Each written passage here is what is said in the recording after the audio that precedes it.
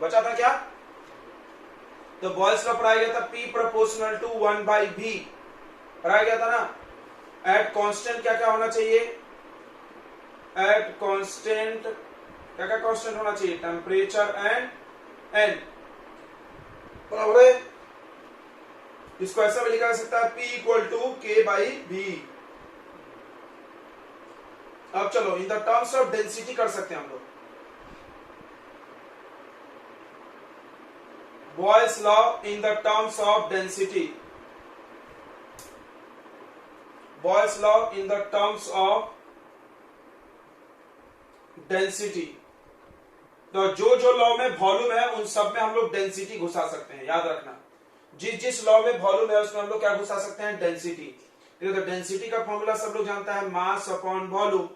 तो यहां से वॉल्यूम का फॉर्मूला क्या बन जाएगा? Mass upon density. ये इधर भेज दिए।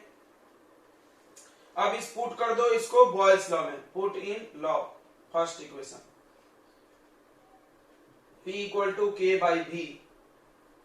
तो P इक्वल टू K/V के जगह M/D। अब ये पलटी मार देगा, तो P equal to K/M into D। हमने बताया था देखो, K भी कांस्टेंट, मास भी कांस्टेंट। K/M दोनों कांस्टेंट है। K तो कांस्टेंट ही और मास भी कभी बदलता नहीं, हमने बताया होगा। मास कभी नहीं बदलता है, मास भी क्या रहता है? हमेशा कांस्टेंट रहता है बच्चों। तो ये पूरा कांस्टेंट है, तो इसके जगह हम लोग नया कांस्टेंट K डैश वगैरह लिख सकते हैं। ये देखो, ठीक है। तो इसको हम लोग ऐसा भी बोल सकते हैं कि pressure is directly proportional to density. बोल सकते कि नहीं बोल सकते? एट कांस्टेंट क्या क्या कांस्टेंट होना चाहिए बताइए जल्दी से। At constant temperature and N होना चाहिए ना। इसको भी बॉयल्स लॉ ही बोलते हैं। This is also called Boyle's law, याद रखो। This is also Boyle's law.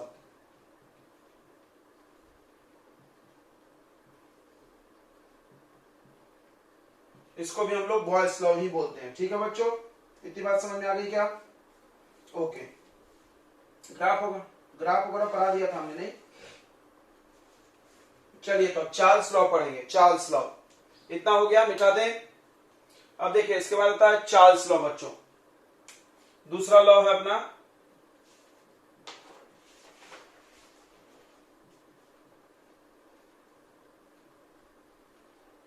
Charles law.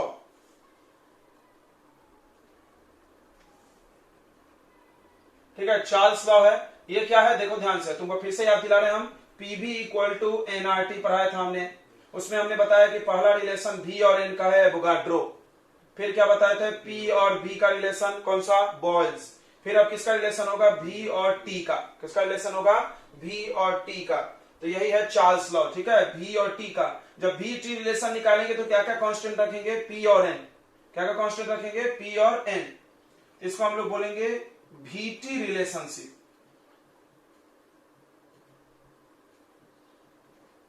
VT relationship. तो अपन आराम से देख सकते हो कि volume of a gas is directly proportional to temperature. किसी भी गैस का वॉल्यूम मतलब गैस कितना होगा वो उसके टेम्परेचर पर डिपेंड करता है। सही भी है, तुमने पढ़ा होगा अक्सर कि गर्म करो तो गैस क्या होती है? फैल जाती है। बलून को गर्म कर दो फूट जाएगा, गैस सिलेंडर गैस कर दो फूट जाएगा। क्यों? क्योंकि उसके अंदर का गैस फैलने लगेगा, फाड़ देगा। तो वही है, जितना टेम्परेचर बढ़ाओगे उतना वॉल्यूम भी बढ़ जाता है। ठीक है, आपने देखा है बहुत सारे एग्जांपल। ठीक है, और टेम्परेचर कम करोगे तो क्या होते जाता है? वॉल्यूम कम होते जाता है।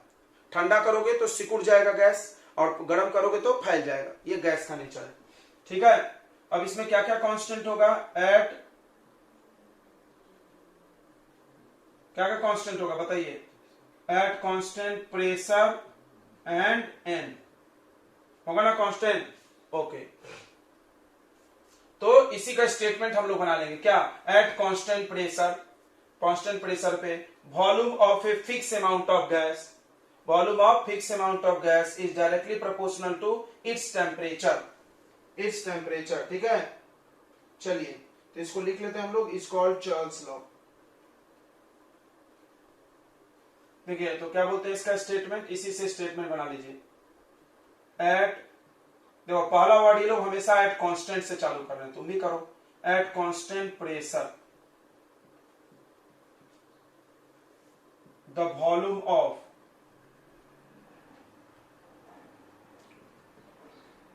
fixed amount of gas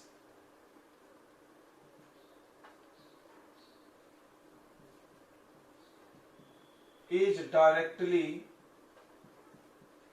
proportional to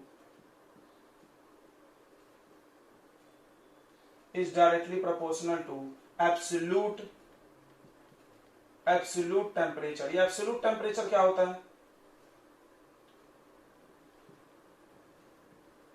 ये एब्सोल्यूट टेम्परेचर क्या होता है? तो याद रखिए टेम्परेचर इन केल्विन। अगर टेम्परेचर को केल्विन में नापा जाए, अगर बच्चों टेम्परेचर को केल्विन में, टेम्परेचर कैसा यूनिट केल्विन होता है, तो केल्विन में ही नापना, तब उसको हम एब्सोल्यूट टेम्परेचर बोलेंगे। ठीक है, एब्सोल्यूट टेम्परेचर। ये बात सबको समझ गया? कितना होता है एब्सोल्यूट टेम्परेचर? आपको पता होगा 0 डिग्री सेल्सियस। देख लो, याद रख लेना एब्सोल्यूट टेम्परेचर कितना है। एब्सोल्यूट टेम्परेचर जो होता है वो 0 डिग्री सेल्सियस इक्वल टू 273.15, और एग्जैक्ट देखोगे तो 273.15 केल्विन है। ठीक है, याद रखना इसको 0 डिग्री सेल्सियस में। उसके बाद जितना चाहिए उतना प्लस करते जाना, जितना चाहिए उतना प्लस करते जाना। जैसे डिग्री सेल्सियस से आपको बनाना है केल्विन, तो 273.15 प्लस कर देना। सॉरी, ऐसा डिग्री सेल्सियस का टेम्परेचर में 273.15 प्लस कर दो तो केल्विन हो जाएगा। ठीक है, डिग्री सेल्सियस की वैल्यू में 273 प्लस कर दो तो क्या बन जाएगा? केल्विन। ठीक है, क्लियर हो गया सबको? ओके, अब बताइए, अब इसको हम लोग कैसे कैसे करेंगे? आप क्लियर, आप सोचो, आप पढ़े हो बॉयल्स लॉ। अब बॉयल्स लॉ से आप सोचना चालू करो, क्या क्या वहां किया था। तो सबसे पहला लाइन प्रोपोर्शनल हटा के कांस्टेंट, एकदम याद हो जाना चाहिए। प्रोपोर्शनल हटा के कांस्टेंट ये किए थे, जहां पे एनसीईआरटी वालों ने K1 K2 लिखा। K1 क्यों? देखो, पहला लॉ है तो K1, दूसरा लॉ है तो K2, तीसरा लॉ है तो K3। इससे क्या फायदा होगा? बच्चों को ये नहीं लगे कि सारा K सेम है, सबका K अलग अलग होता है भाई। ठीक है, तो आप भी चाहो तो इसके पहले वाले में क्या लिख दो? K1, इसके पहले वाले में क्या लिख दो? K1, और इसमें क्या लिख दो? K2। K2 क्या है? कांस्टेंट, इस लॉ का कांस्टेंट है। ठीक है, अब इसको ऐसा डिवाइड कर लो, ध्यान दो, V/T कांस्टेंट। अब ये भी तुम याद करो, यहां पर भी आया था P into V constant. P into V constant का मतलब P1 V1 equal to P2 V2। तो यहां पर भी V/T कांस्टेंट, मतलब V और T को डिवाइड करेंगे तो हमेशा आंसर सेम आएगा। तो हम इसको कैसे लिख सकते हैं? V1/T1 equal to V2/T2। लिख सकते कि नहीं लिख सकते? बताओ, समझा कि नहीं समझा? ये लाइन सबको समझा? ये V/T कांस्टेंट का मतलब V1/T1 इक्वल टू V2/T2। मतलब वॉल्यूम चेंज करो टेम्परेचर चेंज होगा, वॉल्यूम चेंज करो टेम्परेचर चेंज होगा, लेकिन डिवाइड करके हमेशा आंसर क्या आएगा? सेम ही आएगा। फिर इसका हम लोग ग्राफ बनाएंगे बच्चों, ग्राफ बनाएंगे। देखिए, ये होने के बाद हम लोग ग्राफ बनाएंगे। तो ग्राफ किसके किसके बीच बनेगा? वॉल्यूम और टेम्परेचर, वॉल्यूम और टेम्परेचर। देखो, इधर ले लो टेम्परेचर, इधर ले लो वॉल्यूम। अब तुम देखो, ये लीनियर इक्वेशन है, ध्यान से देखो। तो ये कैसा बनेगा ग्राफ? स्ट्रेट लाइन, बिल्कुल ये लीनियर है ना बे, y इक्वल टू mx जैसा है y इक्वल टू mx जैसा। तो ग्राफ कैसा बनेगा? लीनियर। और जब एक ग्राफ बनेगा तो प्रेशर ग्राफ बनाते वक्त क्या रहेगा? कांस्टेंट। ग्राफ बनाते वक्त प्रेशर क्या रहेगा? कांस्टेंट। तो इस ग्राफ का नाम क्या होगा? देखो, इसके पहले टेम्परेचर कांस्टेंट था तो आइसोथर्म नाम था, प्रेशर कांस्टेंट रहे तो उसका नाम होगा आइसोबार। क्या नाम होगा? आइसोबार। इस ग्राफ का नाम क्या होगा? आइसोबार। बार क्यों? बार में प्रेशर नापते ना, प्रेशर क्या में नापते हैं? बार में। तो आइसोबार को क्या बोलेंगे? आइसोबार का क्या डेफिनेशन होगा? तो आइसोबार का डेफिनेशन होगा the graph between volume and temperature, volume और टेम्परेचर का ग्राफ एट कांस्टेंट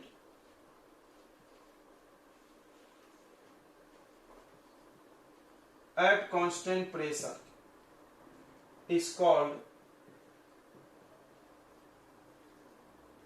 isobar। ठीक है, इतनी बातें समझ में आ गई कि नहीं आई? ये काम उधर भी हम लोग किए थे, कुछ अलग नहीं है इधर।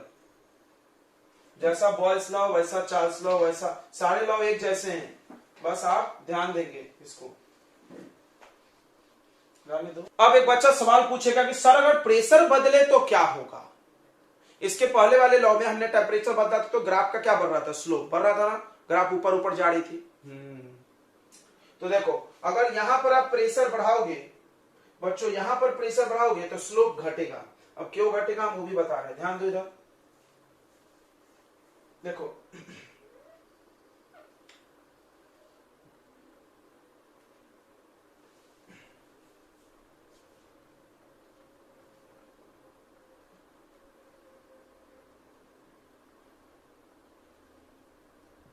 अगर टेम्परेचर क्या में नापा गया है? केल्विन में। क्या में नापा गया है? केल्विन। तो ग्राफ कहां से चालू होगा? 0 केल्विन से चालू नहीं होगा, -273 डिग्री।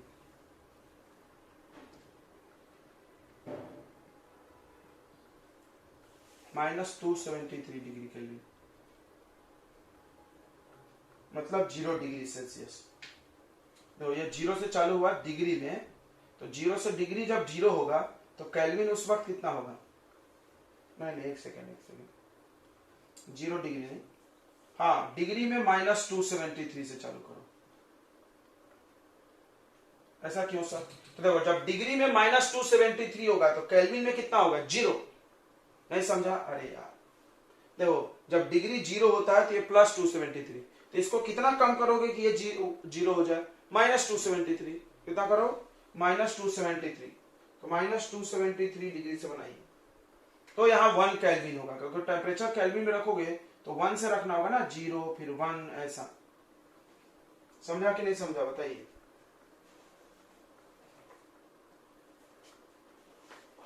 टेम्परेचर केल्विन में रखना है, केल्विन। देखो तो केल्विन कहां से चालू होगी? 0 से चालू होगी।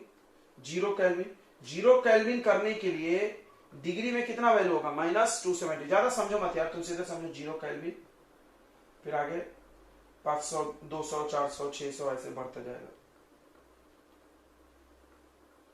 ओके, अब देखो अब अलग अलग प्रेशर पे ग्राफ बना के देखा गया।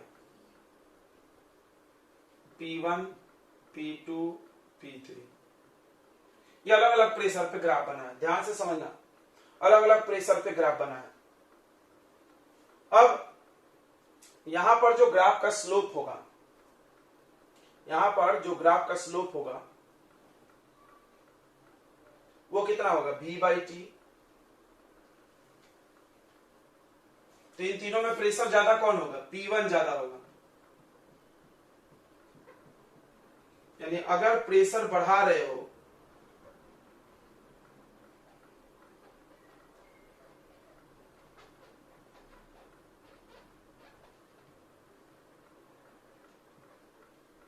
Then slope of graph decreases हो जाएगा, ग्राफ का स्लोप घट जाएगा। ठीक है, अगर प्रेशर बढ़ाएं हम लोग तो ग्राफ का स्लोप क्या होता जाएगा? कम होते जाएगा। इसके पहले बढ़ रहा था, ठीक है, मतलब ये ज्यादा प्रेशर पे बनाएंगे तो कम स्लोप, क्योंकि प्रेशर जैसे ही ज्यादा होगा तो वॉल्यूम क्या हो जाएगा? घट जाएगा। कल पढ़े हो ना तुम, प्रेशर हाई करने की तुम बात कर रहे हो। देखो कौन सा प्रेशर हाई होगा? जिसपे वॉल्यूम सबसे कम हो। देखो ये कौन सा प्रेशर हाई होगा? जिसपे वॉल्यूम कम हो, क्योंकि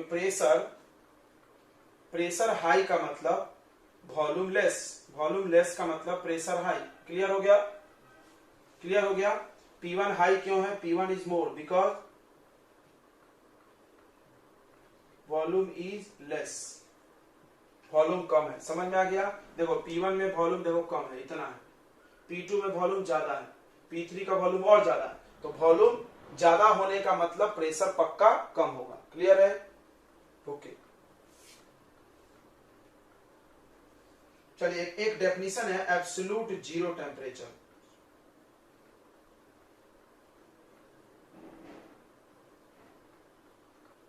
एब्सोल्यूट जीरो टेम्परेचर सुनो, ध्यान सुनो। 0 केल्विन याद रखना,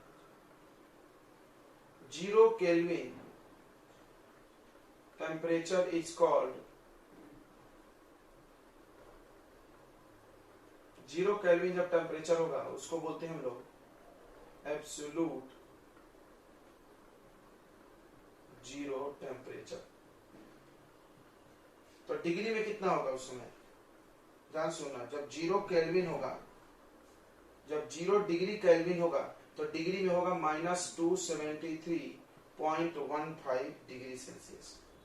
यही चीज हम वहां बना रहे थे ग्राफ में, ठीक है। इस पृथ्वी पे इतना टेम्परेचर एग्जिस्ट नहीं करता, याद रखना, कहीं पे इतना टेम्परेचर नहीं है। दिस टेम्परेचर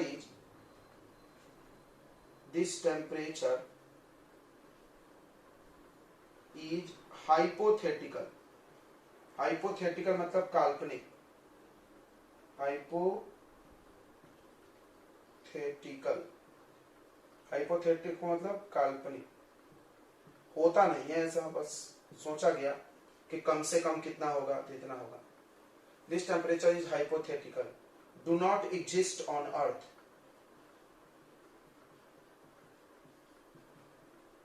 इन यूनिवर्स, पूरे ब्रह्मांड में भी अर्थ एग्जिस्ट नहीं करता।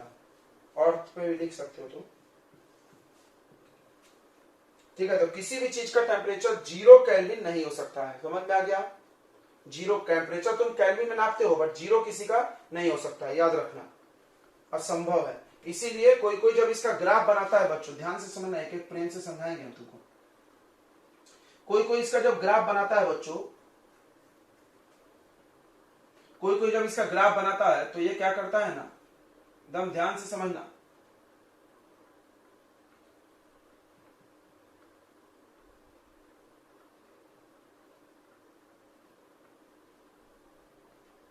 जीरो केल्विन मतलब -273 डिग्री सेल्सियस।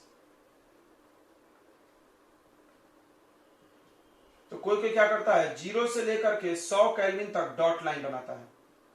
एकदम ध्यान समझना, बच्चा पूछ सकता है कोई भी तुमसे कुछ भी। और ये बोल्ड, अब ये क्या है सर, एक ही लाइन में डॉट बोल्ड का क्या लॉजिक है? अरे यार, एक्चुअली क्या होता है, इससे कम टेम्परेचर पृथ्वी पे है ही नहीं, पृथ्वी पे नहीं है, यानी हो नहीं सकता।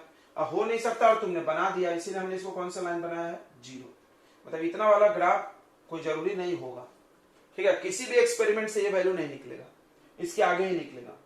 क्लियर हो गया तो हाँ बोलो, नहीं हुआ तो फिर से हम समझाएंगे। देखिए क्या होता है एब्सोल्यूट जीरो टेम्परेचर। क्या होता है बच्चों एब्सोल्यूट जीरो टेम्परेचर?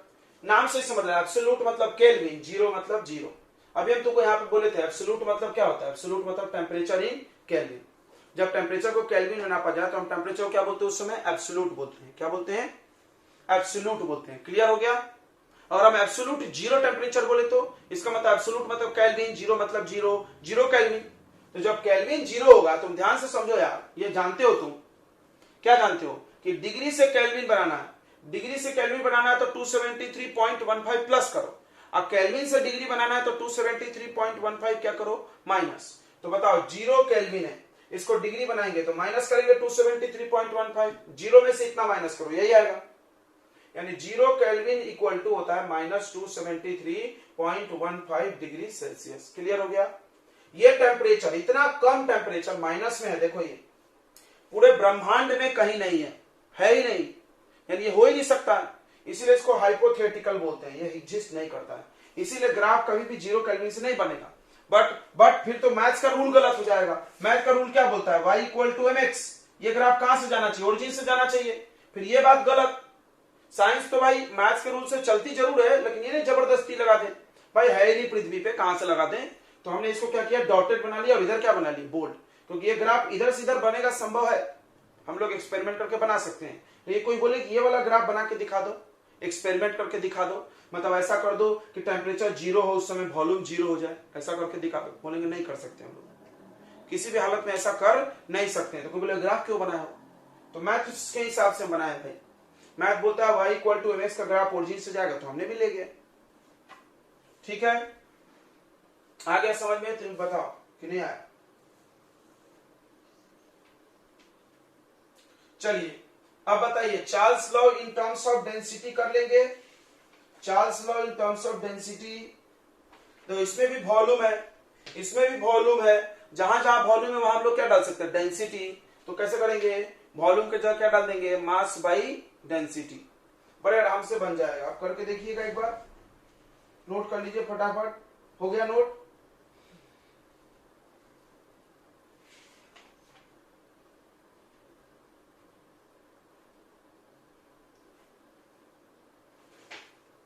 तो Charles law in terms of density इधर का मिटा दें।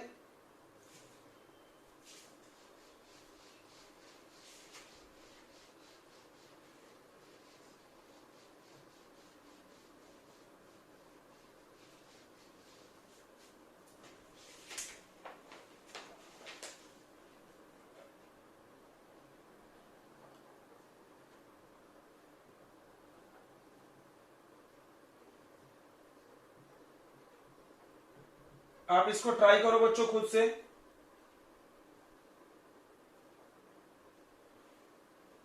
ट्राई कर रहे हैं कि हम बना दे। चार्ल्स लॉ क्या बोलता है फिर से देख लो, V equal to K into T, K2 लिख दो, यह है चार्ल्स लॉ, ठीक है। एट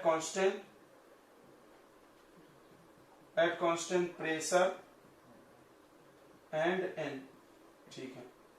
अब क्या करो, डेंसिटी का फॉर्मूला लगा दीजिए, मास बाय वॉल्यूम। तो वॉल्यूम का फॉर्मूला हो जाएगा mass by density. Put this value,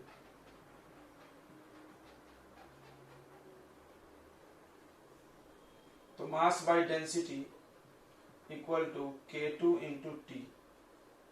अब यहां से मास इधर चला जाएगा, मास इधर डिवाइड में चला जाएगा, कांस्टेंट में, कांस्टेंट बना देते ना इसको, तो 1/d इक्वल टू, या कांस्टेंट को इधर ला लो, जो भी करना है,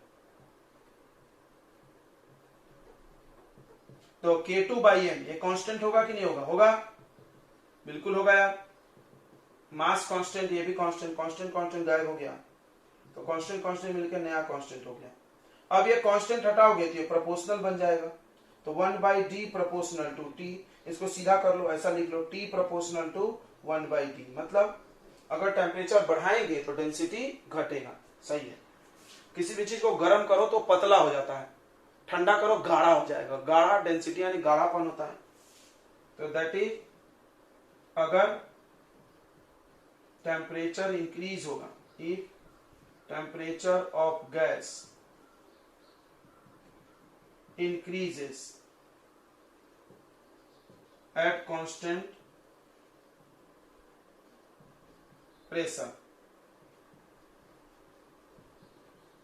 then its density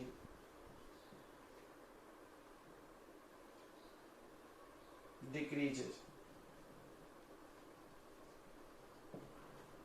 सही है, डेंसिटी घट जाएगा। समझ में आ गया? ये भी हो गया चार्ल्स लॉ।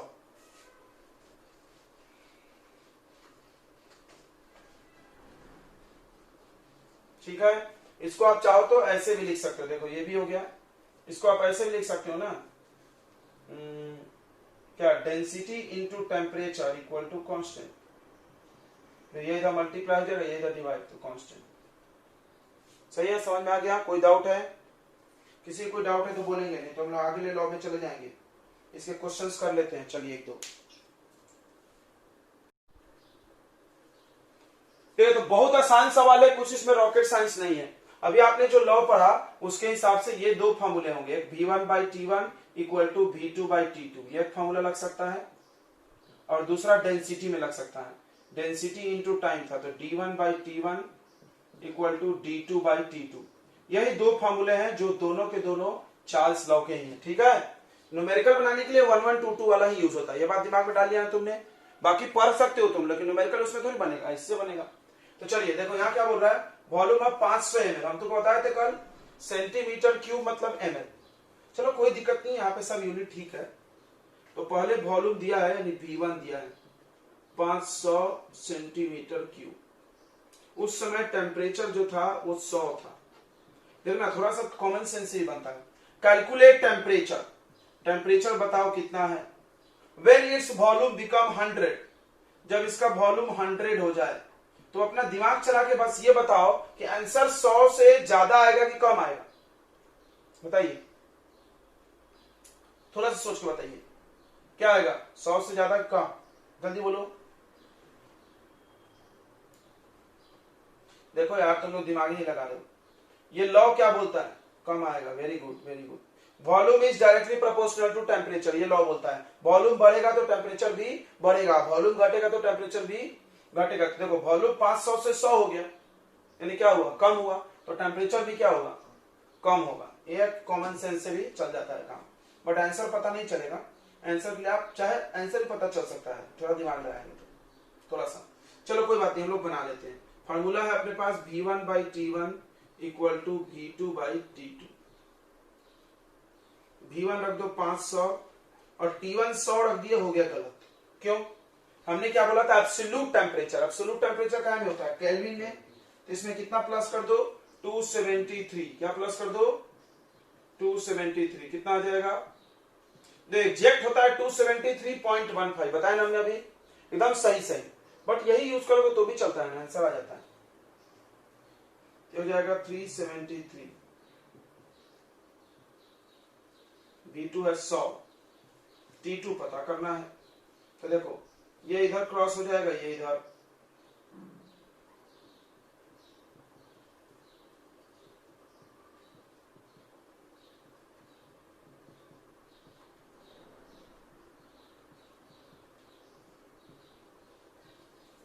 दो जीरो से 2 जीरो काट लियो, 5 7 35, 36 37।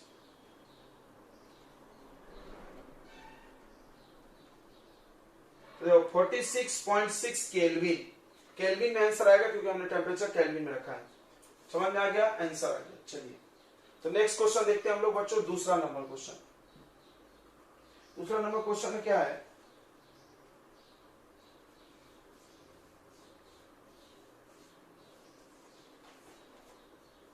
देखो क्या बोल रहा है, if the pressure remains constant. देखो क्वेश्चन देखो, if the pressure remains constant, अगर प्रेशर को कांस्टेंट रखा जाए, pressure remains constant, then what temperature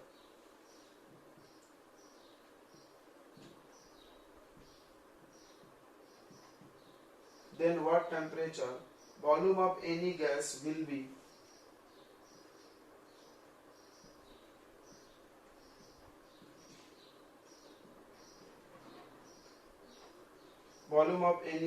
will be double than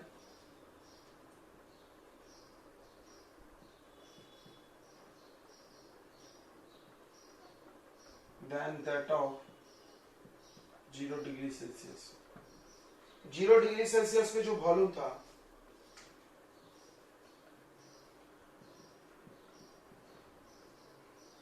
उससे वॉल्यूम डबल होना चाहिए। ठीक है, चलो करके बताओ, आंसर बहुत आसान है। कितने टेम्परेचर पे,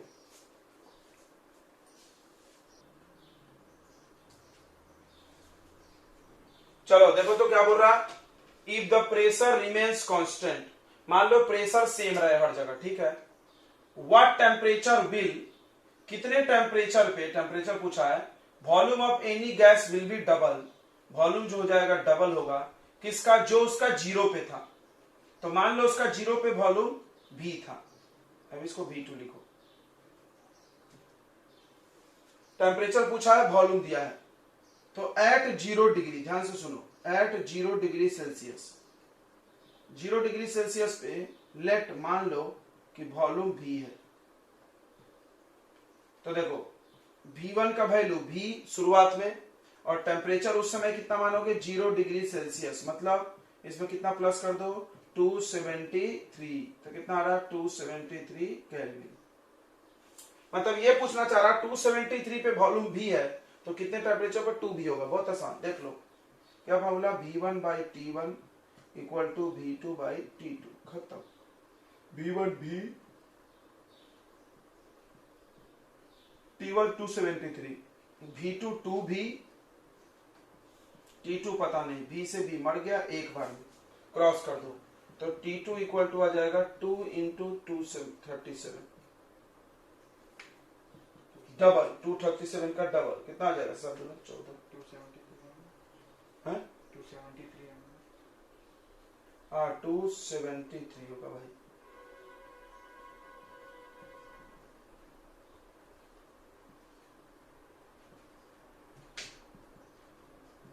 546 केल्विन, क्लियर हो गया। भारी लगा कहा तुमको बताओ, क्या बोल रहा था, 0 डिग्री पे जो वॉल्यूम है उसका डबल, तो मान लो 0 डिग्री पे वॉल्यूम भी है तो उसका डबल 2 भी। क्लियर है? मैंने टेम्परेचर दिया था, वॉल्यूम दिया था, फिर वॉल्यूम दिया था, टेम्परेचर पूछा था, बन गया।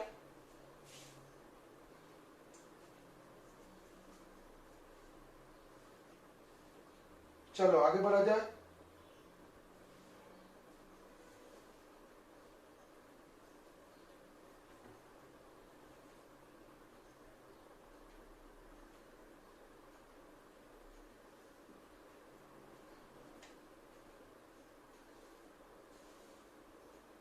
तो तीसरा क्वेश्चन करते हैं हम लोग।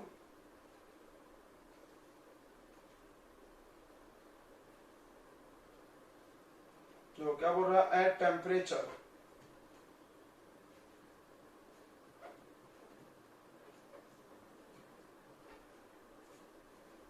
at temperature 27 degrees Celsius,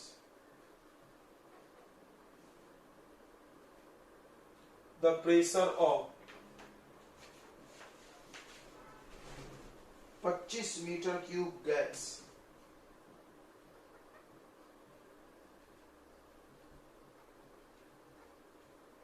is 1 pascal. कितना प्रेशर है, 1 बार है, sorry.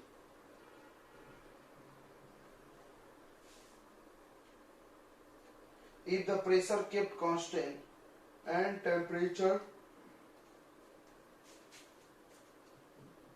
if the pressure remains constant,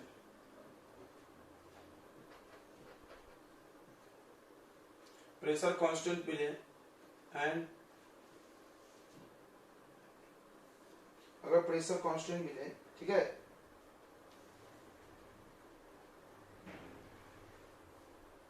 and temperature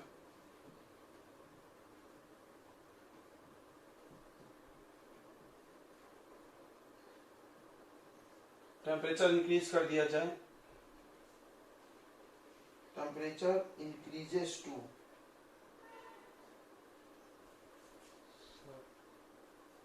increased by 77 degree Celsius. Late आ रहा है, हाँ? लेट आ रहा है। कौन? साहिल। जो बहुत सियाना होगा बना ही लेगा। इस सवाल को हम क्यों तुमको बनाने बोल रहे थे, एक ही चीज ट्विस्ट है, देखो यहाँ पे, इसका मतलब बता दो, तुम समझ जाएंगे। जो बोला एट टेम्परेचर 27, तो पहला टेम्परेचर 27 है, केल्विन में बनाएंगे 273 प्लस करेंगे, ये जितना आ रहा है 300 आ जाएगा क्या, 7 3 10 के 0, 300 केल्विन, ठीक है। तो प्रेशर ऑफ इतना इतना, ये वॉल्यूम है V1 25 मीटर क्यूब, और प्रेशर है उस समय 1 बार। अब क्या बोला, if the pressure remains constant, pressure constant कौन से लॉ में रहता है, इसमें रहता है, ठीक है। टेम्परेचर इंक्रीज्ड बाय, बताओ इस वर्ड का मतलब, टेम्परेचर को बढ़ा दिया जाए 77, मतलब पहले 27 था उसमें, और 77 क्या हो जाए, प्लस हो जाए। 77 हुआ नहीं है, ध्यान से समझना, ऐसा नहीं लिखा है कि टेम्परेचर इज 77, कंफ्यूज मत हो जाना पेपर में। इंक्रीज्ड बाय, बढ़ाया गया, इंक्रीज्ड बाय मतलब बढ़ाया गया। किसने बोला तुमको, तो किसने बोला कि मेरा मार्क्स 20 बढ़ा दिया, इसका मतलब वो 20 नंबर आया क्या, नहीं, भी पहले जितना आया था उससे 20 ज्यादा। तो अब जो टेम्परेचर आएगा वो पहले से 77 ज्यादा,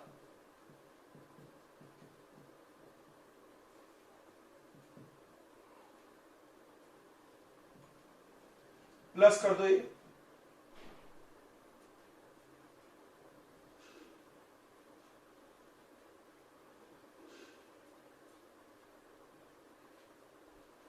कितना आ रहा है बच्चों, ये प्लस करो तो 104 डिग्री सेल्सियस। अब इसको केल्विन में बनाना है तो 273 क्या कर दो, प्लस मार दो, 277 आ गया।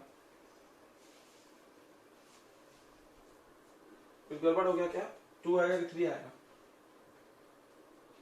हाँ 370, वेरी गुड। T2 आ गया व्हाट इज वॉल्यूम यानी V2 पूछा। अरे इतना आसान है यार, फार्मूला पुटिंग, बस यही चीज तुमको हम बनाने के लिए बोल रहे थे और कुछ ट्विस्ट नहीं है इसमें। इंक्रीज बाय टेम्परेचर उतना बढ़ा दिया, मतलब उसमें प्लस कर दो, बस अब फॉर्मूला लगाओ, आंसर पाओ। क्या V1/T1 equal to V2/T2, value डालो, सब क्रॉस करो, आंसर आ जाएगा। चलिए अगला बढ़ते हैं हम लोग एवोगाड्रो लॉ पे, जल्दी से नोट कर लीजिए, करना है तो।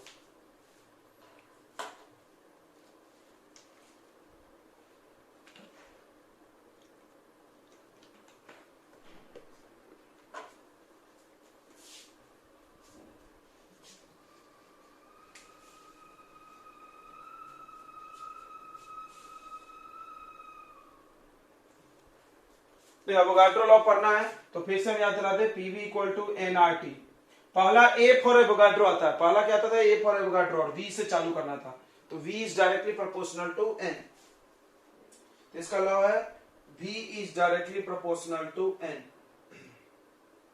N मतलब नंबर ऑफ मोल्स।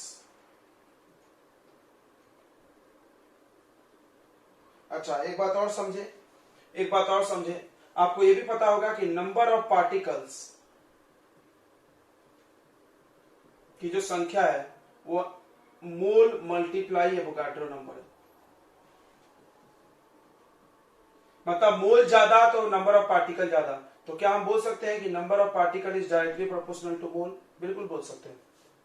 जितना ज्यादा मोल उतना पार्टिकल, क्योंकि एक मोल में इतना पार्टिकल होता है, 2 मोल में इसका डबल, 3 मोल में इसका ट्रिपल, ठीक है। यानी volume is directly proportional to mole के जगह नंबर ऑफ पार्टिकल भी लिख सकते हो।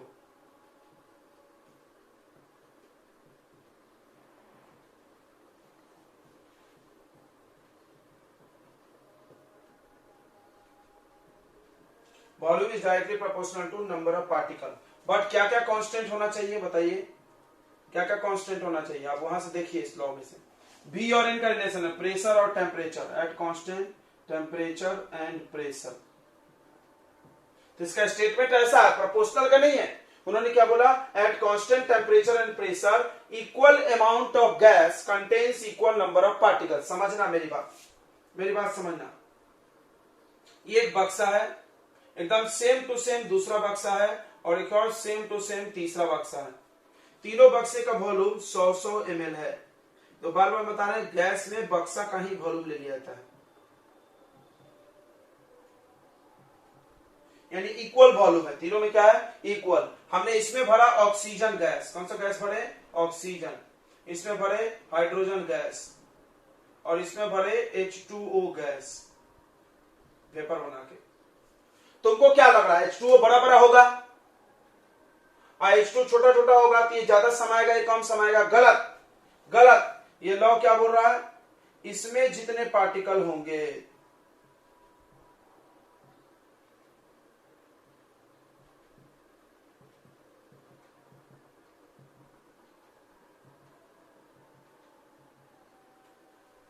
तो ध्यान से, इसमें क्या हो गया, इसमें जितने पार्टिकल होंगे वाटर के, मान लो 3, 6, 9 पार्टिकल है, मान लो 9 तो होता नहीं है, लाखों होता है, करोड़ों होता है, तो इसके अंदर भी उतने ही पार्टिकल होंगे,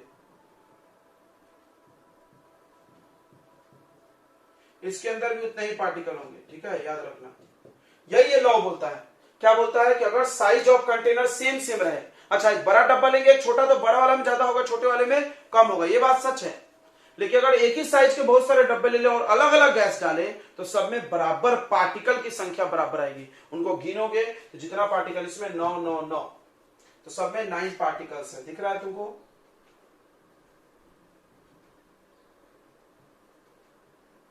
तो यही ये बोल रहा है, क्या बोल रहा है कि एट, ध्यान सुनो,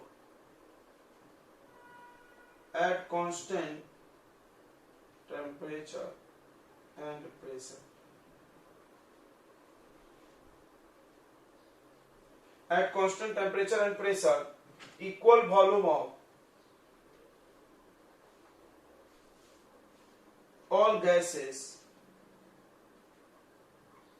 contains equal number of particles।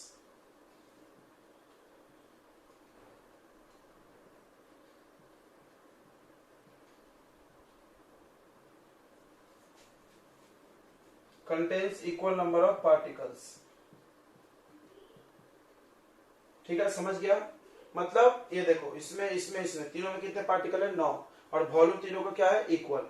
यहाँ पे वही लिखा है, देख लो, इक्वल वॉल्यूम होगा तो इक्वल नंबर ऑफ पार्टिकल होगा, यही ये लॉ बोलता है, बस बहुत सिंपल सा लॉ। सबको पता है कि एक मोल में कितना पार्टिकल होता है? 6.022 10 का पावर 23 पार्टिकल्स।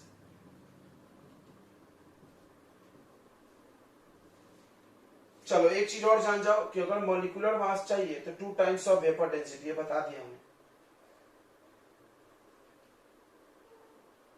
अच्छा, मोल निकालने का तरीका सबने पढ़ा होगा, मोल निकालने का तरीका सबने पढ़ा होगा। देखो इधर देख, मोल कैसे कैसे निकलता है। मोल का एक फॉर्मूला है वेट बाई मॉलिक्यूलर वेट।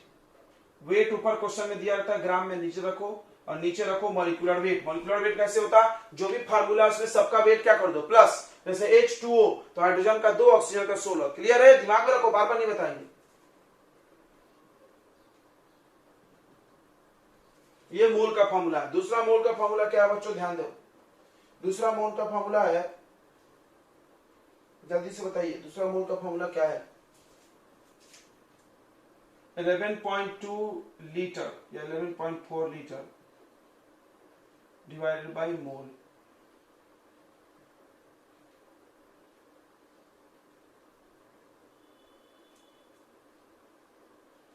ठीक है, तो ये दो फॉर्मूले हैं मोल निकालने के लिए। ये फॉर्मूला कब लगेगा? At NTP. कब लगेगा ये? At NTP. क्वेश्चन लिखा रहे थे, जैसे देखो क्वेश्चन दिया है,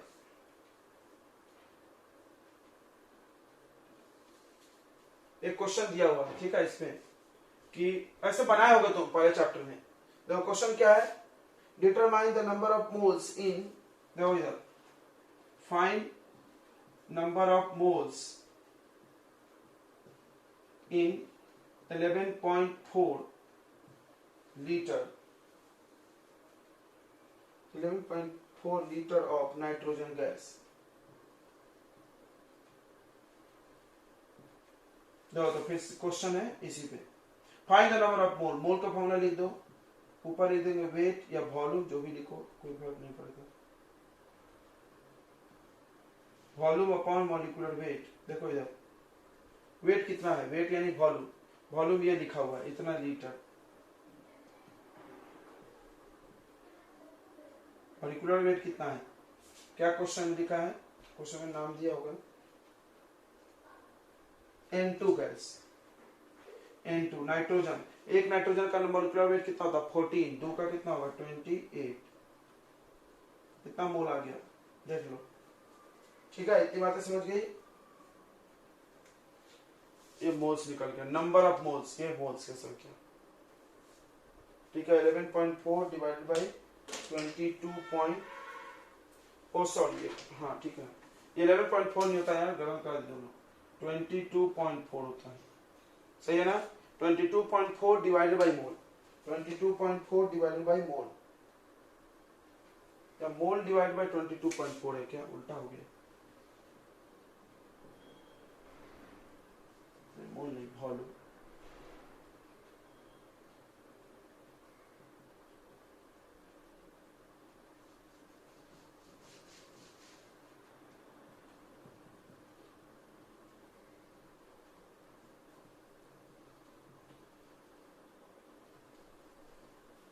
चलिए, इतनी बातें समझ में आ गई? आ गई तो हाँ बोलो। देखो एवोगाड्रो लॉ में ज्यादा कुछ नहीं है, ज्यादा कुछ नहीं है, तो फिर से एक बार एवोगाड्रो लॉ समझ लेते हैं। इधर ध्यान दे, एवोगाड्रो लॉ क्या है? लॉ तो याद हो गया होगा, V प्रोपोर्शनल टू L। अभी ट्रिक बता दिए ना यहाँ पे, V प्रोपोर्शनल टू L क्या क्या कांस्टेंट होगा? प्रेशर और टेम्परेचर, कोई प्रॉब्लम नहीं है। बट इसमें प्रोपोर्शनल वर्ड यूज नहीं किया इन्होंने, इसमें ऐसे लिखा इक्वल इक्वल करके। तो क्या बोला इन्होंने? Eight constant temperature and pressure, जब टेम्परेचर प्रेशर सबका सेम रहे हर कंटेनर का, तो इक्वल वॉल्यूम, मान लो उसके अंदर वॉल्यूम सेम हो, वॉल्यूम सेम होना चाहिए। इक्वल वॉल्यूम, देखो 100 ml, तीनों का वॉल्यूम सेम है। मान लो ये देखो, ये एक डब्बा है, ऐसा ही एक और डब्बा लाओ और अलग अलग गैस भी भरो तो भी उतना ही आएगा।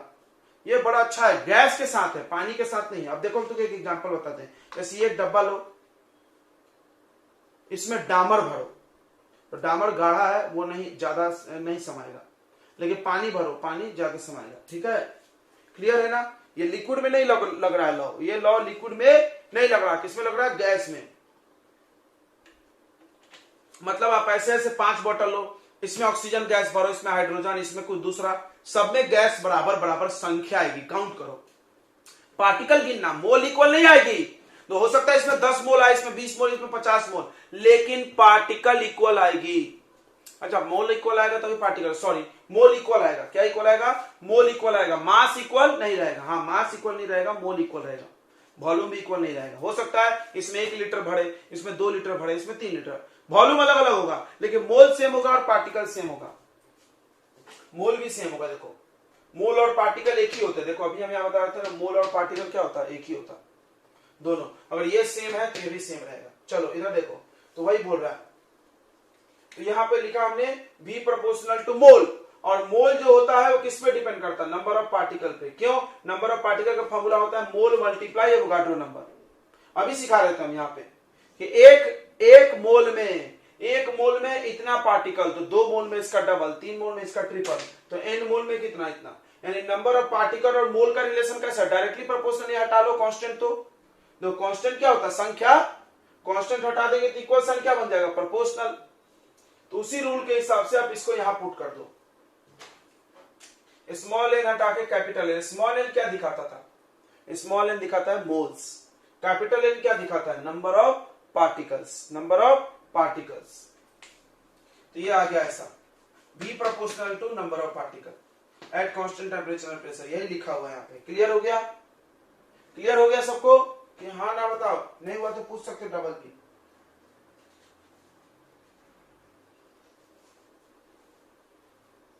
मोल निकालने के तरीका है, पहला वेट बाय मॉलिक्यूलर वेट, अगर वेट दिया है तो। दूसरा तरीका है वॉल्यूम बाय 22.4 लीटर, जैसा कि ये क्वेश्चन में दे दिया। ठीक है, बोला फाइंड नंबर ऑफ मोल्स, यानी मोल पूछा है। वॉल्यूम दे दिया 11.4, यहां रख दो, निकाल लो, आधा मोल आएगा।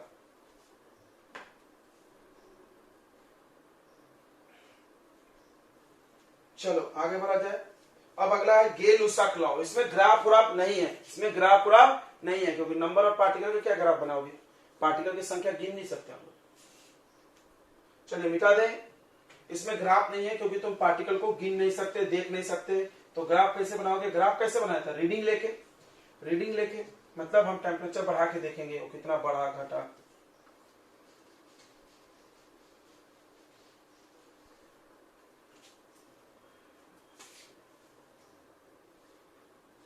तो आखिरी लॉ है बच्चों गे-लुसाक लॉ, ध्यान दो इधर।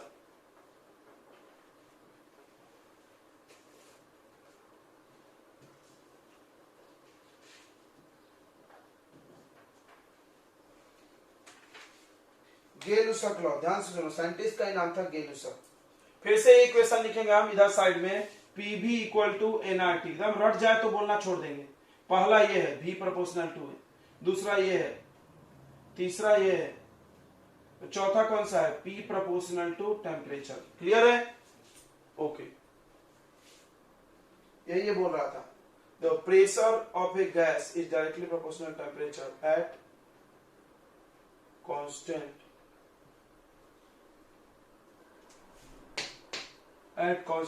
Volume and. तो इसको क्या स्टेटमेंट बनाएंगे? देखो ऐसा, तुम समझ गए होगा statement. Eight constant volume the pressure applied by gas is directly proportional to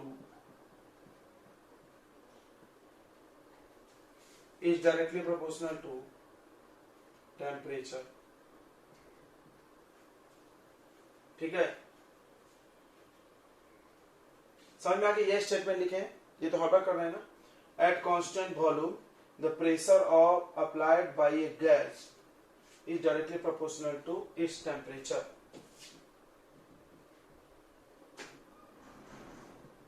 मतलब अगर टेम्परेचर बढ़ेगा, दैट इज अगर टेम्परेचर बढ़ाएंगे गैस का, देन प्रेशर भी बढ़ जाएगा। सही है? सही है। ज्यादा गर्म करोगे तो खूब प्रेशर लगाएगा, अभी बता रहे थोड़ी देर पहले। चलिए तो यहाँ पे भी कांस्टेंट लगेगा P equal to K3 into T, लगेगा ना K3 इंटू टी, तीसरा लॉ है। अब ये डिवाइड में होगा P by T equal to K3 constant, so इसको हम लोग ऐसा लिख सकते हैं P1 by T1 equal to P2 by T2। लिख सकते कि नहीं लिख सकते? हाँ ना जवाब दो। लिख सकते ना, तो लिख दो। अच्छा इसको हम डेंसिटी में लिख सकते नहीं क्योंकि इसमें वॉल्यूम नहीं है। लिख सकते डेंसिटी में? नहीं। ग्राफ बना सकते हैं? बिल्कुल बना सकते हैं यार। P और T का ग्राफ बनेगा स्ट्रेट लाइन। दो P और T स्ट्रेट लाइन ग्राफ, क्यों? y इक्वल टू mx जैसा है ना, straight line graph. Okay, temperature कहां से चालू होगा? 0 डिग्री केल्विन। होता नहीं है 0 तो आप डॉटेड कर लीजिए थोड़ी दूर तक, जहां से टेम्परेचर होता होगा वहां से चालू करना बोल्ट। इस ग्राफ का नाम क्या होगा? आइसो, क्या वॉल्यूम कांस्टेंट, आइसोचोर। क्या नाम होगा ग्राफ का? आइसोचोर। आइसोचोर नाम होगा ग्राफ का। नाम क्या होगा बच्चों? आइसोचोर नाम होगा। ठीक है, याद हो गया इतने बार? क्या होता है isochore? The graph between pressure and temperature. क्या कांस्टेंट रखा गया इसको बनाते समय? वॉल्यूम। At constant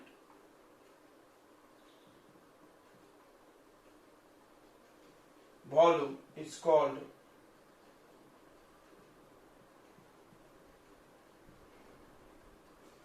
आइसोचोर। ठीक है, ओके।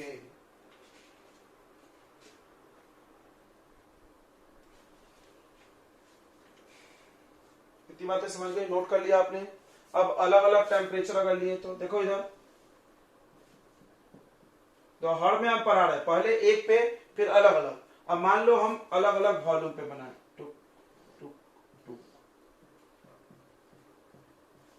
तो अलग अलग वॉल्यूम V1 V2 V3। देखो यहाँ पे वॉल्यूम, देखो वॉल्यूम ज्यादा प्रेशर कम होना चाहिए। वॉल्यूम ज्यादा तो प्रेशर कम, यानी कम प्रेशर पे ज्यादा वॉल्यूम होता है।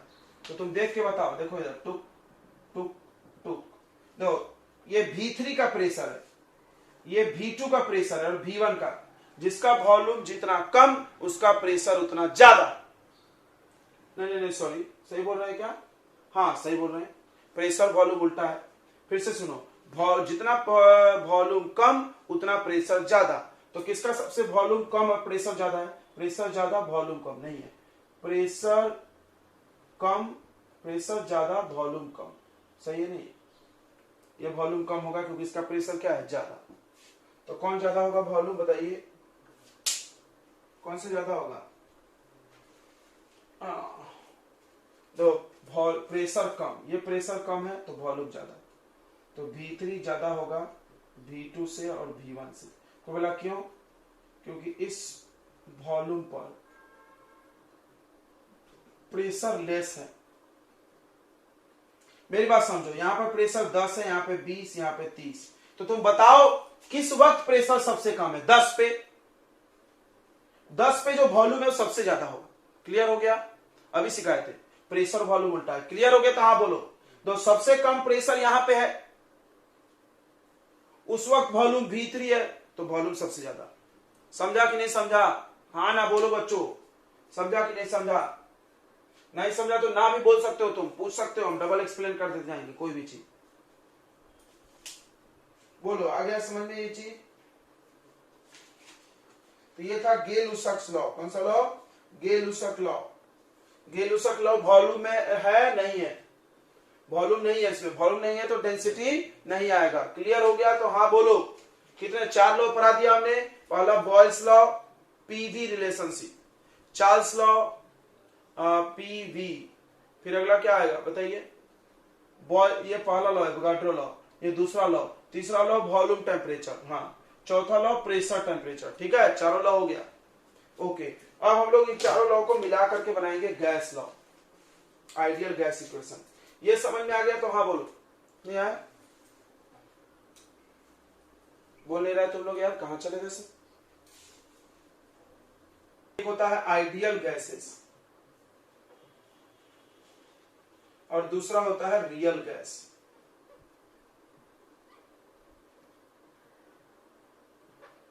तो आइडियल गैस क्या होता है?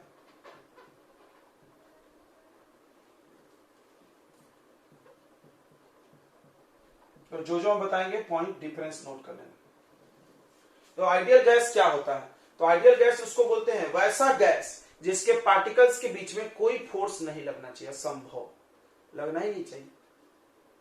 और रियल गैस क्या होता है? जिसके पार्टिकल में फोर्स लगे, बहुत कम हो लेकिन लगे, मतलब पार्टिकल ऐसा दूर दूर हो, फोर्स लगेगा इंटरमोलिकुलर लेकिन बहुत कम होगा। तो तुम याद करो बचपन में तुमको क्या पढ़ाया गया था कि गैस के बीच फोर्स 0 होता है कि बहुत कम होता है? यही पढ़ाया गया, बहुत कम होता है। ये कोई नहीं पढ़ा था कि 0 होता। तो आइडियल गैस समझ में आ गया, वैसा gas, the gases in which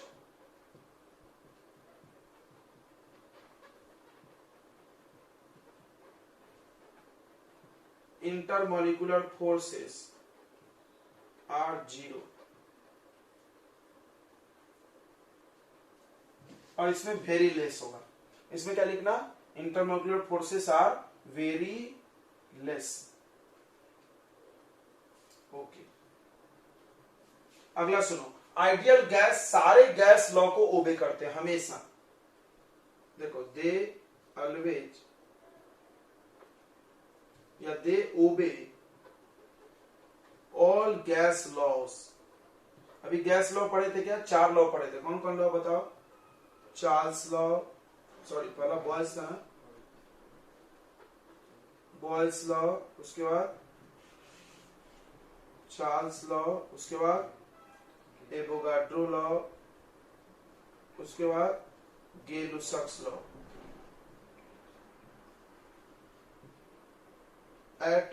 at all temperature and pressure।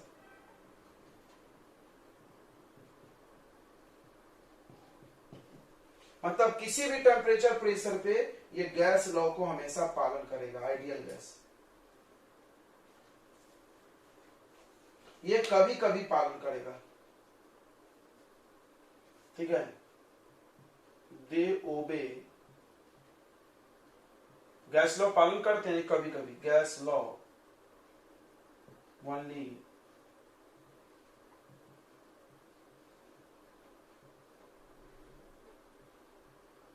Eight certain condition. हमेशा नहीं करता है। तीसरी बात, ये गैस इट इज हाइपोथेटिकल।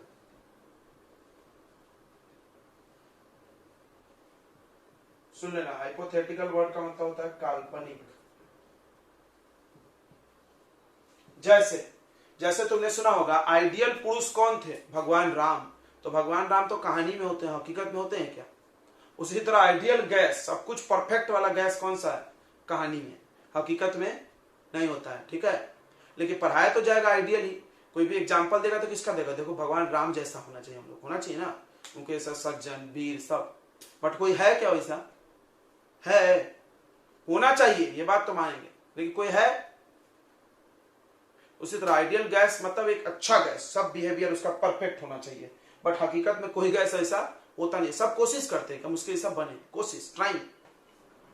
समझ में आ गया? तो देखो, they obey gas law only at certain, कभी कभी ओबे करते हैं। कभी कभी लौंडा रकबर राम भगवान जैसा बिहेव करता है, कभी कभी जब बड़ा खुश हो तो, और नहीं तो रावण बन जाते हैं घर में। तो आइडियल नहीं, हम लोग कैसे हैं? रियल है।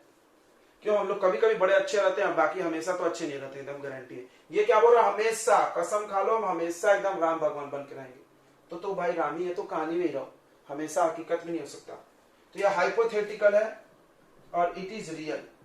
इसमें क्या लिखना? It is real. या all gases are real gas, ऐसा लिख दो। ऑल गैसेस आर, जितने भी गैस तुम जानते हो, nitrogen, hydrogen, carbon dioxide, dot dot dot, सबके सब रियल गैस है। तो आइडियल कौन है? है ही नहीं कोई, काल्पनिक है, माना गया है ऐसा होना चाहिए, ठीक है।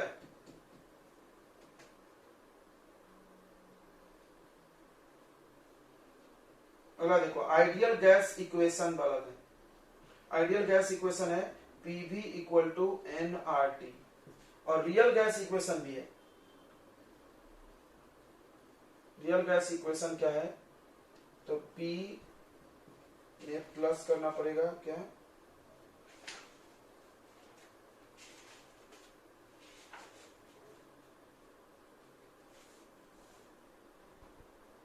P में प्लस करना होगा a n square upon v square.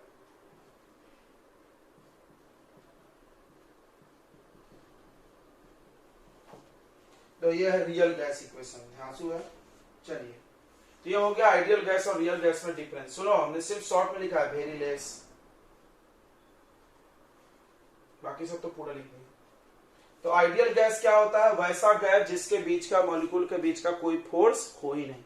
एक पॉइंट और लिख सकते हो, एक पॉइंट और लिख सकते हो, क्या?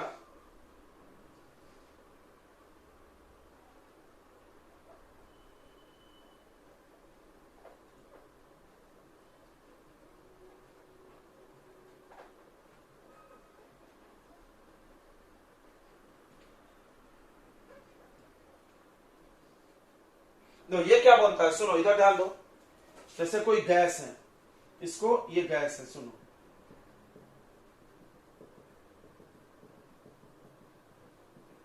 तो बोलता है आइडियल गैस वो है जिसमें गैस का जो कण है, कण पार्टिकल, उसको रखने में कोई जगह नहीं लगी। अरे नहीं समझा। तो गैस को रखने में कंटेनर में जगह लगेगा, लेकिन गैस के पार्टिकल का वॉल्यूम नहीं होना चाहिए। ये पार्टिकल को कोई जगह नहीं लगना चाहिए, पूरा का पूरा गैस भी फैला रहे। समझ में आ गया? मतलब नहीं समझा। जैसे किसी ने पूछा गैस कितने दूर में है, तो ये पार्टिकल का वॉल्यूम हम लोग मान लेंगे कि नहीं है, गैस पूरा कंटेनर के बराबर है। यही हमने तुमको बताया ना। देखो तो हमने क्या बोला, एक डब्बा है, इसमें गैस है, तो पूरा डब्बे का वॉल्यूम गैस के बराबर है।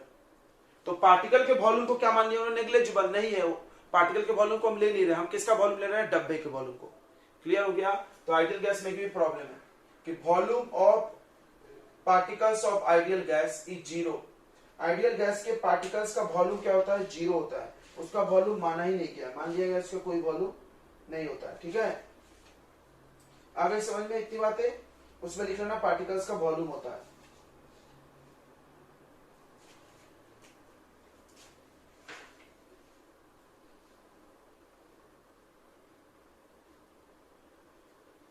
ठीक है, volume of particles of ideal gas is zero.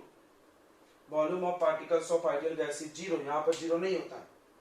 सारे गैस रियल गैस है, सारे गैस रियल गैस है, आइडियल गैस कोई नहीं है, कोई नहीं है। बट कोई कोई कभी कभी आइडियल गैस बनता है। तो यहां भी लिखा है ना, रियल गैस क्या लिखा है? They obey gas law only at certain condition. कुछ खास शर्त पे, मतलब बहुत टेम्परेचर हाई, बहुत प्रेशर हाई, तब ये ओबे करेगा, हमेशा नहीं करेगा। यानी आइडियल जैसा बनेगा, कभी कभी शो करेगा आइडियल जैसा बिहेवियर, बट आइडियल होगा नहीं कभी। फिर से समझ लो, आइडियल है नहीं, बट आइडियल जैसा कभी कभी बिहेव करेगा। बहुत अच्छा इंसान हम लोग नहीं है, हम लोग भगवान नहीं है, लेकिन कभी कभी हम लोग बहुत अच्छा बिहेव करते, लगता है भगवान जैसा है, बड़ा अच्छा काम किया तूने। नहीं, समझ में आ गया? लेकिन हम लोग है भगवान नहीं है। उसी तरह आइडियल गैस कोई है नहीं, सब लोग रियल गैस है, लेकिन वो कभी कभी आइडियल जैसा शो कर देगा प्रॉपर्टी। चलिए आप नोट कर लीजिए। चलिए तो हेडिंग लगा दीजिए आइडियल गैस इक्वेशन।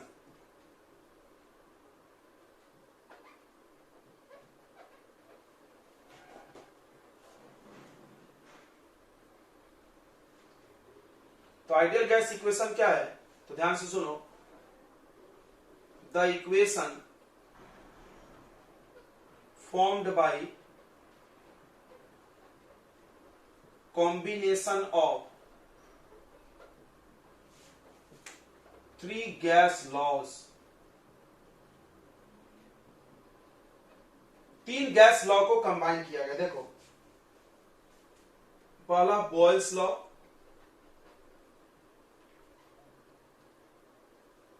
पहला है बॉयल्स लॉ। बॉयल्स लॉ क्या है? जल्दी हाँ बोलो, सब में वॉल्यूम एक तरफ लिखना।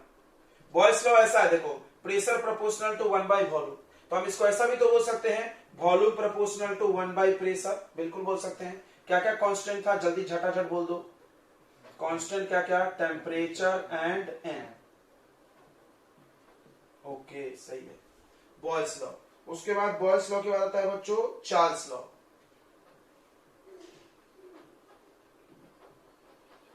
चार्ल्स लॉ, चार्ल्स लॉ क्या बोलता है? Volume is directly proportional to temperature. क्या क्या कांस्टेंट है?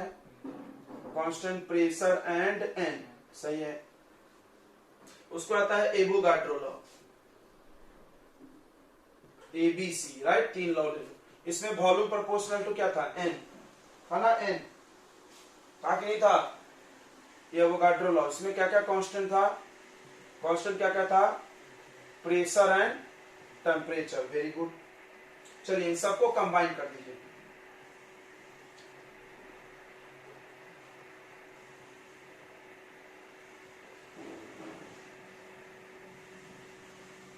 तो ये हो जाएगा V प्रोपोर्शनल टू, ऊपर में T और N और नीचे में P। सही है, देखो तो P डिवाइड में और ये दोनों, इसको इधर ले लो, तो PV प्रोपोर्शनल टू NT। अब यहाँ पर कांस्टेंट लगाना पड़ेगा, तो इन्होंने कांस्टेंट क्या लगाया, R। क्या लगाया कांस्टेंट, R। और इस R को क्या बोला इन्होंने, gas constant, where R is constant. R एक कांस्टेंट है कॉल्ड, जिसको हम लोग बोलते हैं गैस कांस्टेंट। क्या बोलते हैं, गैस कांस्टेंट, या इसका एक और नाम है यूनिवर्सल गैस कांस्टेंट। क्यों, क्योंकि कहीं चेंज नहीं होता है। सुन लो, यहां पर एकदम स्टार लगा के लिख दो, क्या कि value of R is same for all gases. Her gas के लिए R का वैल्यू सेम है। तो तुम याद करो, न्यूटन के लॉ पढ़े हो, F equal to G m1 m2 by R square, बचपन में पढ़े होगे। इसमें G को यूनिवर्सल कांस्टेंट बोलते थे। क्यों, क्योंकि इस कैपिटल G का वैल्यू पूरे ब्रह्मांड में सेम रहता है। उसी तरह यहाँ ब्रह्मांड की जो बात नहीं होगी, यहाँ सारे गैस की बात होगी। तो value of capital R is same for all gases, so it is also called universal gas constant. ठीक है, यूनिवर्सल गैस कांस्टेंट। अब इसका वैल्यू कितना है तो वो भी हम लोग निकालेंगे, आप बस सब रखें। ये हो गया आइडियल गैस इक्वेशन। इसको ऐसे भी लिखते हैं हम लोग, PV इक्वल टू N पहले, RT बाद में। क्लियर है, कोई दिक्कत नहीं है ना मल्टीप्लाई में सब। This is ideal gas equation.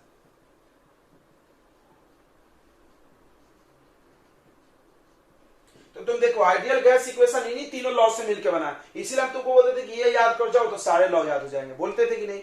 अब तुमको समझ में आ गया होगा सर कहां से पकड़ लिए थे। चलिए अब हम लोग बात करेंगे बच्चों, वैल्यू ऑफ कैपिटल R कितना है।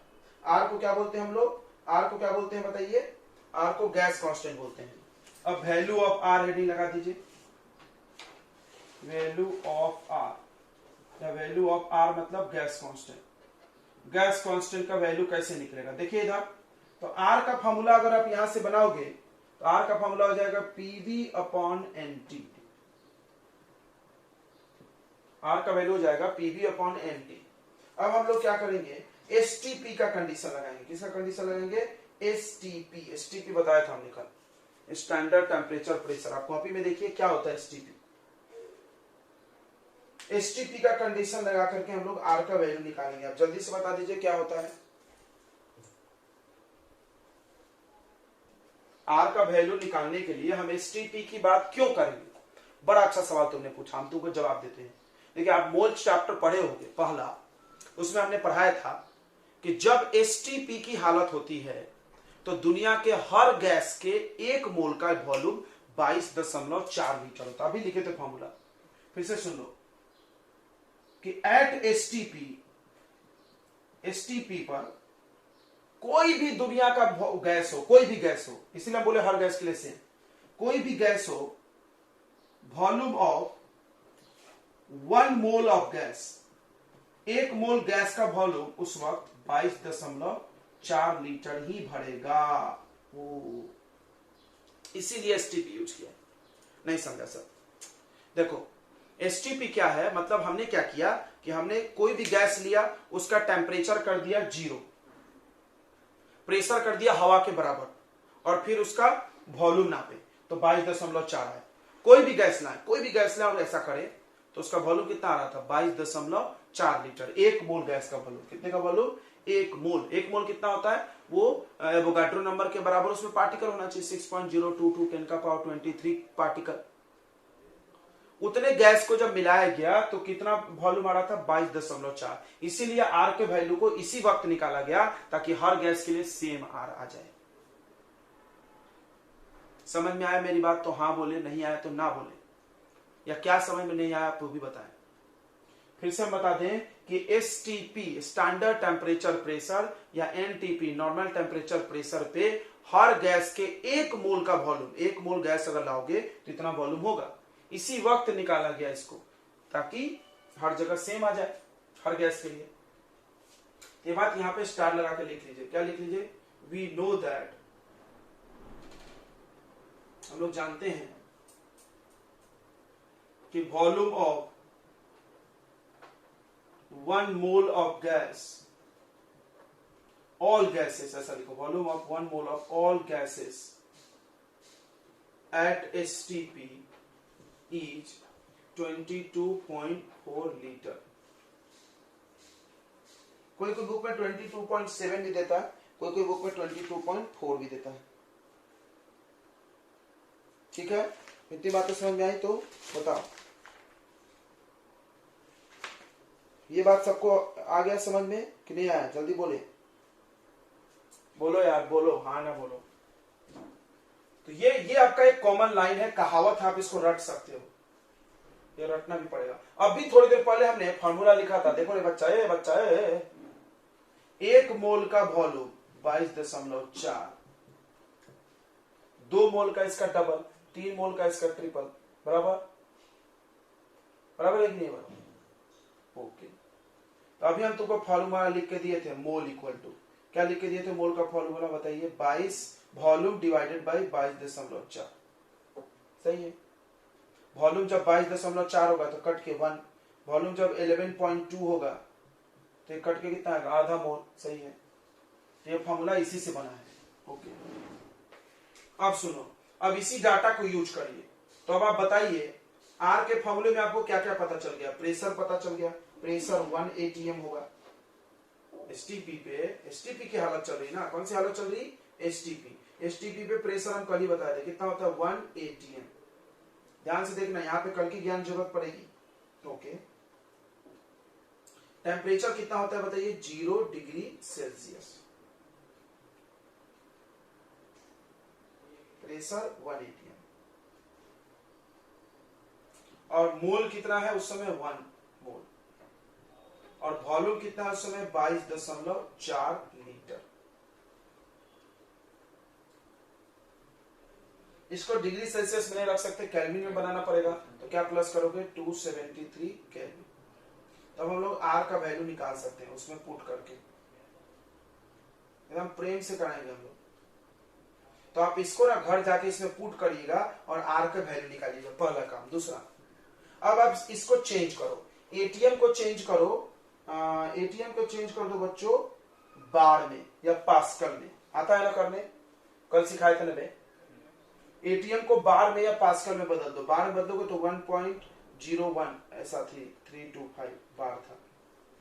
पास्कल में बदलोगे तो 10 का पावर 5 पास्कल। सब में बदल बदल के आर के 3 वैल्यू निकालना। कितने वैल्यू आर के? 3। अच्छा, वॉल्यूम को नहीं छेड़ेंगे हम लोग, वॉल्यूम को रहने देंगे, ठीक है? बस इसको बदलेंगे। चलिए, आप बदल के घर से इसको वैल्यू रख के कैलकुलेटर से करके ट्राई करके आना वैल्यू, ठीक है? I will give you the right explanation in next class. Okay, तो आज के लिए इतना काफी है बच्चों। तो हम लोग मिलते हैं अगले क्लास में। हमने गैस लॉ खत्म कर दिया और आइडियल गैस इक्वेशन पढ़ रहे हैं। इसके बाद आएगा रियल गैस इक्वेशन कैसे आया था। ठीक है बच्चों, तो मिलते हैं कल। तब तक के लिए आप पढ़ाई करते रहें। ओके, कोई डाउट हो तो आप बताएंगे। समझ में आ गया आज क्या क्या पढ़ा हमने? जल्दी बताओ कि नहीं आया?